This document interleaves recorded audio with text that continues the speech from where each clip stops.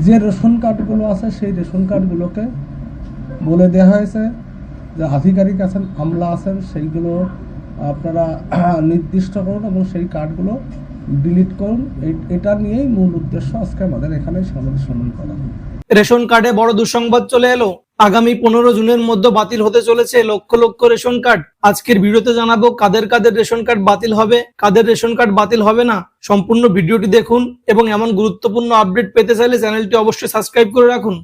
বন্ধুরা, স্ক্রিনে দেখতে পাচ্ছি খাদ্য দপ্তরের বিশেষ নির্দেশিকা রেশন কার্ড ভেরিফিকেশন ও বাতিল প্রক্রিয়া।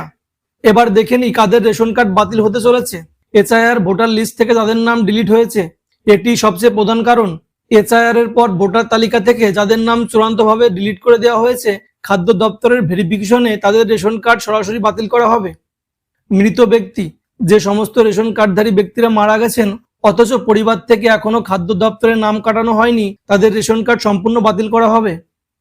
স্থানান্তরিত পরিবার বা ব্যক্তি, যারা আগের ঠিকানা ছেড়ে স্থায়ীভাবে অন্য কোনো জেলা, রাজ্য বা এলাকায় চলে গেছেন এবং সেখানকার ভোটার তালিকায় নাম তুলেছেন, তাদের পুরনো জায়গার রেশন কার্ডটি বাদ যাবে।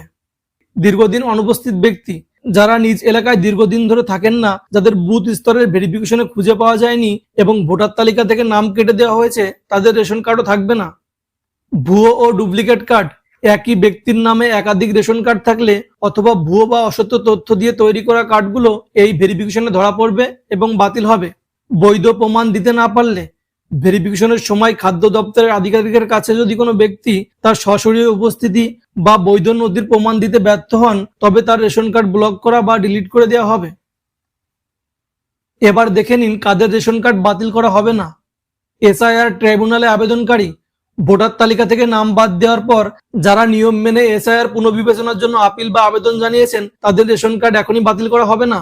আবেদন ফয়সালা না হওয়া পর্যন্ত ট্রাইব্যুনালে করা ওই আবেদনের চূড়ান্ত নিষ্পত্তি বা ফয়সালা যতদিন না হচ্ছে, ততদিন পর্যন্ত সংশ্লিষ্ট ব্যক্তির রেশন কার্ড সম্পূর্ণ সক্রিয় থাকবে এবং তারা রেশন পাবেন।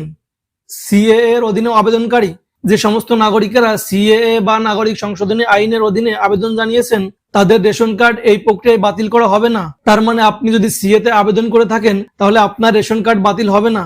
বৈধ প্রমাণ দেখাতে পারলে খাদ্য দপ্তরের ভেরিফিকেশন টিম যখন তদন্তে আসবে, তখন যদি আবেদনকারী তার আপিল করা বা আবেদনের রসিদ, নথিপত্র দেখাতে পারেন, তবে তার রেশন কার্ড সুরক্ষিত থাকবে, তার রেশন কার্ড বাতিল করা হবে না। তো বন্ধুরা, এই ছিল রেশন কার্ড নিয়ে আপনাদের জন্য গুরুত্বপূর্ণ আপডেট। আশা করি এই সঠিক তথ্যগুলো আপনাদের কাজে আসবে। তারপরও এই সম্পর্কে যদি কোনো প্রশ্ন থাকে আমাকে কমেন্ট বক্সে জানাতে পারেন। ভিডিওটি ভালো লাগলে অবশ্যই একটি লাইক করুন, বন্ধুদের সাথে শেয়ার করুন, আর এই ধরনের আরো দরকারি ভিডিও পেতে চাইলে আমাদের চ্যানেলটি সাবস্ক্রাইব করতে ভুলবেন না।